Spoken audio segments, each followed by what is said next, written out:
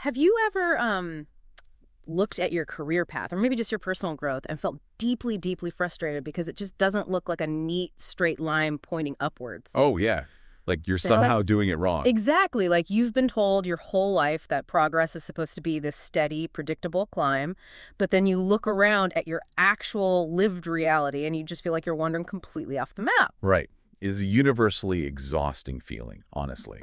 We are handed this very specific, very rigid script for how a successful life is, supposed to look. Yeah.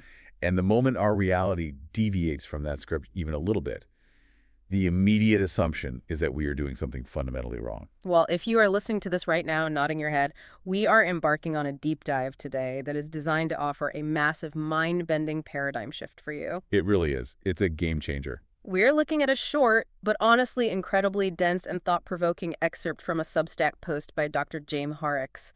It's titled Reading Between Worlds, The Meaning Map.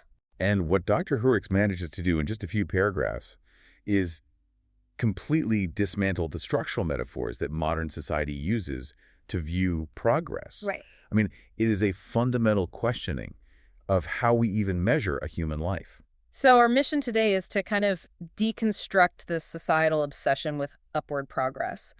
We're going to explore this radical alternative presented in the text like, what if true growth is actually about mapping patterns rather than tracking performance? Which is a huge shift. Massive shift. And I want to jump straight into the opening line of this piece because the author sets the tone immediately.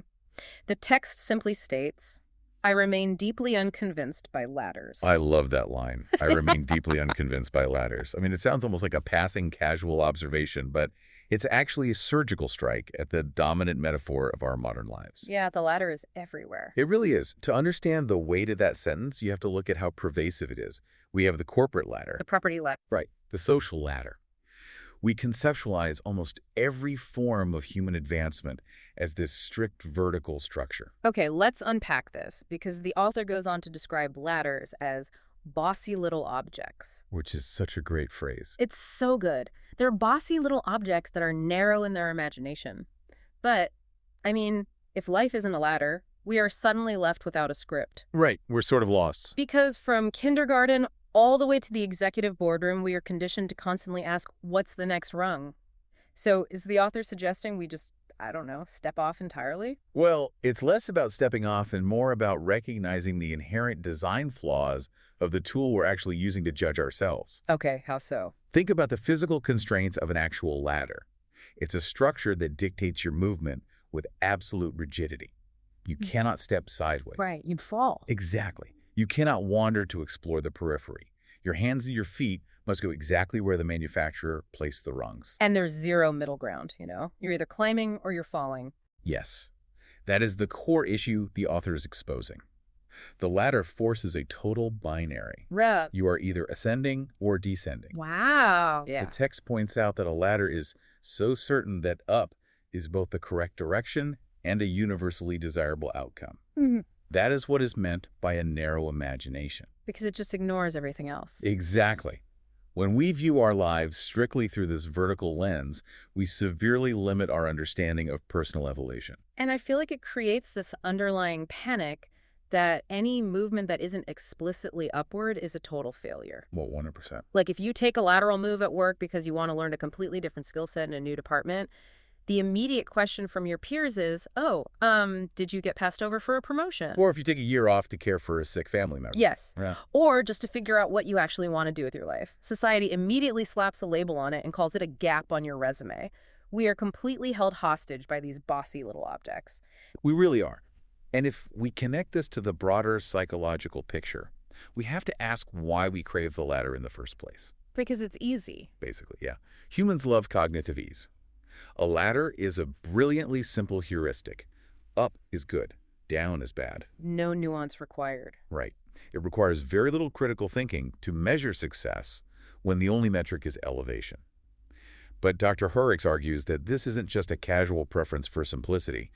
Modern society has actually built an entire moral vocabulary around this directional movement. Okay, the phrase moral vocabulary really stopped me in my tracks when I was reading the source material. It's heavy. It is. It means we aren't just saying upward movement is efficient. We are saying it's morally superior. Like, you are a better person if you are moving up. The text states it so clearly. It says growth should be upward, progress should be visible, improvement should be measurable. It's like corporate productivity culture has entirely breached the walls of our personal inner lives. We have taken the sterile, rigid language of industrial manufacturing and applied it to the deeply complex, totally chaotic human soul. And the author highlights the profound absurdity of this crossover. The text points out how we have been conditioned to expect healing to produce milestones, Right. and insight to generate actionable goals. Right. Here's where it gets really interesting, though, because we can't just have a quiet realization about ourselves anymore. We have to, leverage that insight for Q3 personal growth. Yes, exactly. Monetize your epiphany. The author launches into this brilliant, biting critique of how we desperately want to display all this inner work. The text says we want our insights and our healing milestones to be color-coded, time-bound, and accompanied by a tasteful little dashboard. A full little dashboard. Just to prove that our inner life is trending positively. I mean, we are literally treating our emotional well-being like a quarterly earnings report. I call it the dashboardification of human existence. Oh, that's good. Dashboardification. Thanks.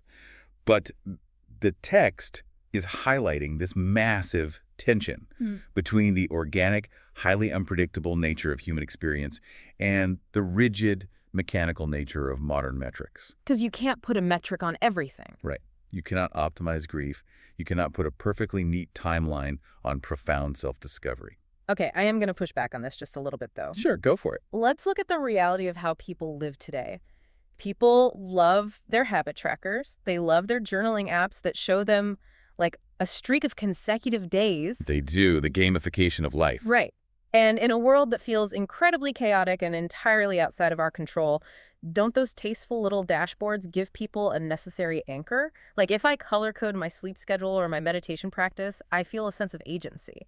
Is the text arguing that all measurement is fundamentally bad? Well, that is a critical distinction to make, and the author handles that nuance quite carefully, actually.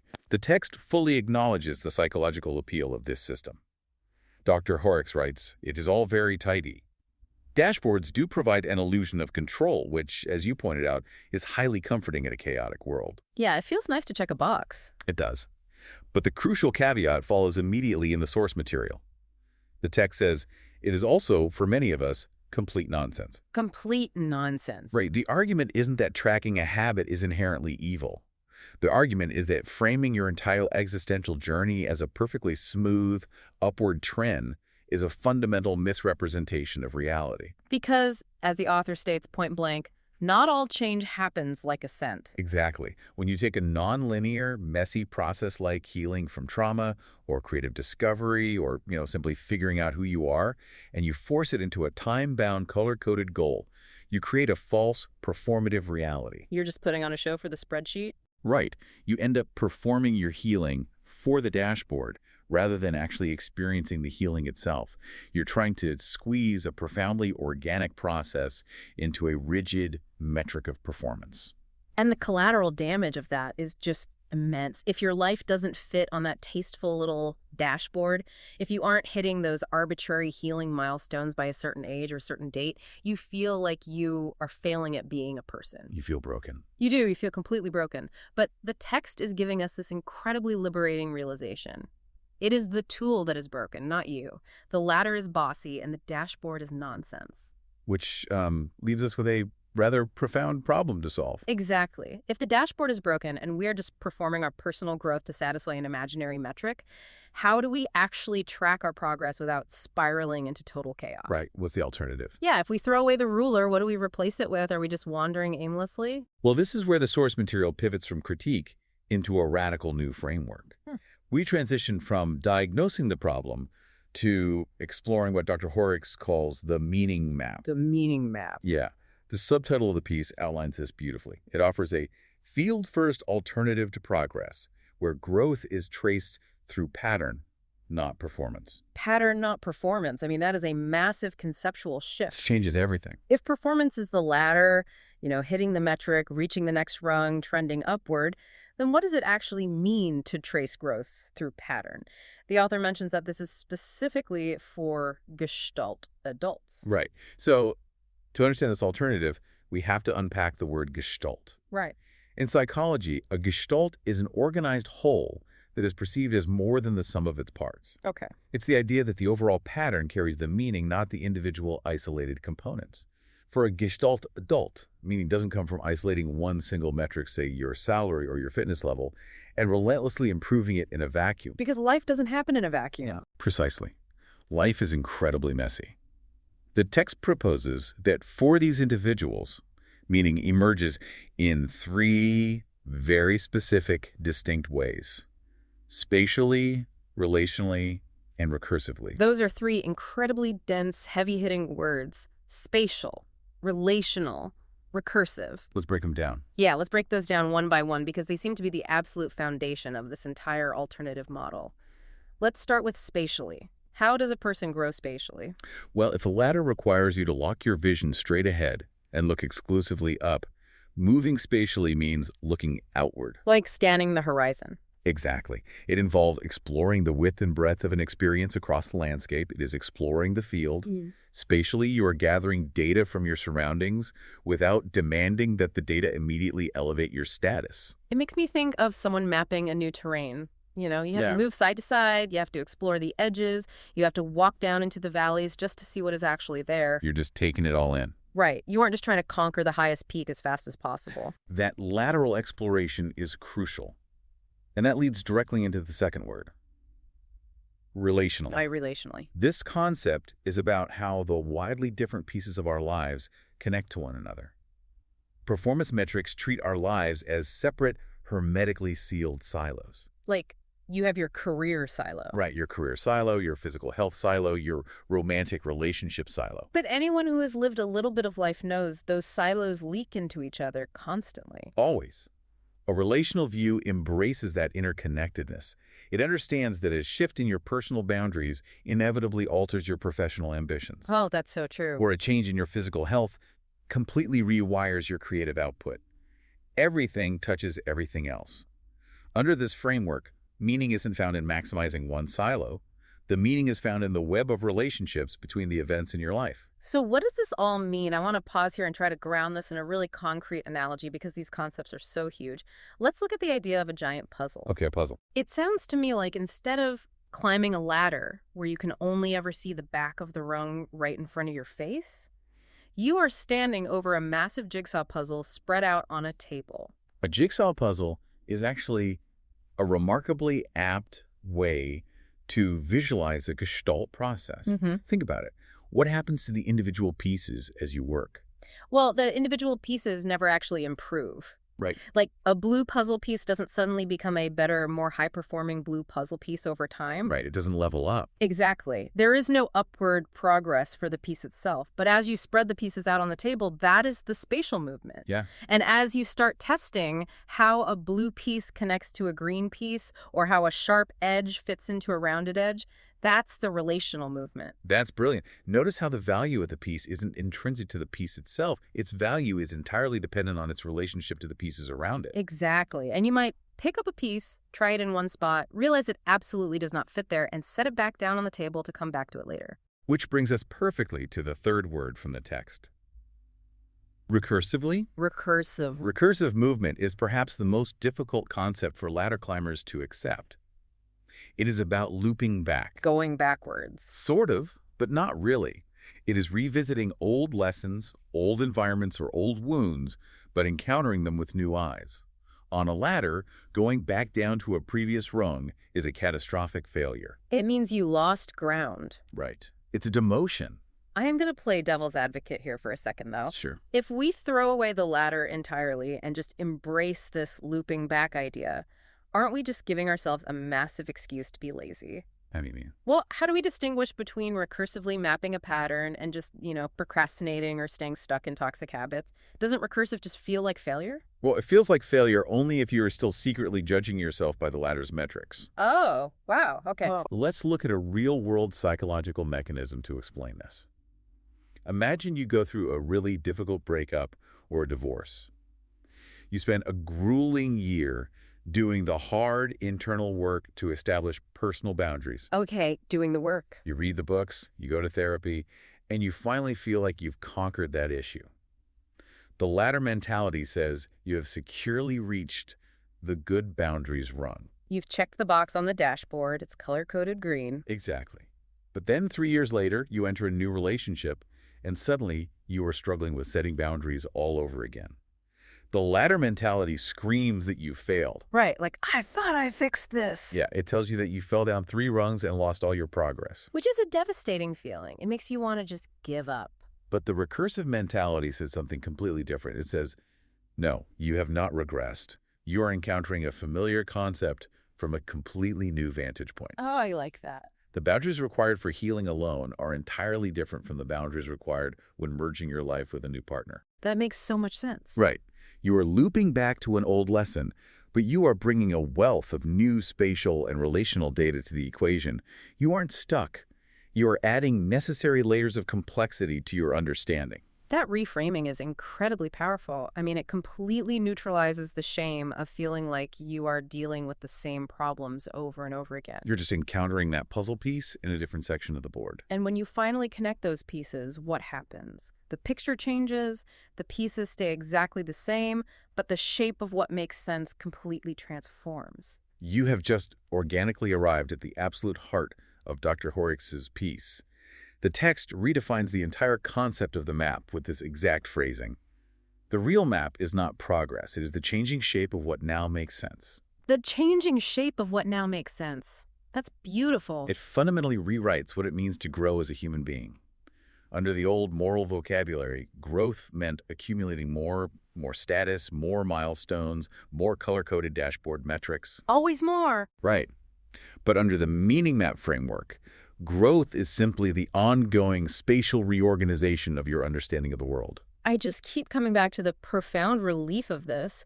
It removes the heavy, suffocating moral judgment from the sensation of feeling stuck. Yes, it takes the pressure off. Because if you are standing in a field, just looking around, trying to understand how the landscape of your life fits together, a person standing on a ladder might yell down at you and say, "You're stalled. You aren't moving up. Your dashboard is flatlining. You're wasting time." But you aren't stalled at all. You're orienting yourself. You are doing the vital work of mapping the pattern. You are doing the profound, often invisible internal work of letting meaning emerge.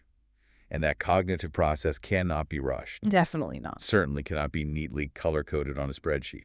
The societal expectation that our profound, complex, deeply interconnected human lives should fit neatly onto a corporate dashboard is what the author rightly and unapologetically calls complete nonsense. So, as we pull all these threads together, let's look at the incredible contrast we've explored in this deep dive. On one side, we have the bossy little ladder of performance. With its narrow imagination. Right. We have the relentless societal pressure to always be trending positively, to hit our time-bound milestones, and to constantly prove our upward progress on a tasteful little dashboard. And on the other side, we have the spatial map of patterns, a field-first approach where we honor the spatial, relational, and recursive nature of our lived experiences. Where the goal is not a breathless ascent, but simply the quiet, continuous mapping of the changing shape of what makes sense. It's a much kinder way to live. It really is. Yeah. So if you're listening to this and you've been stressing out recently because your personal dashboard isn't perfectly color-coded,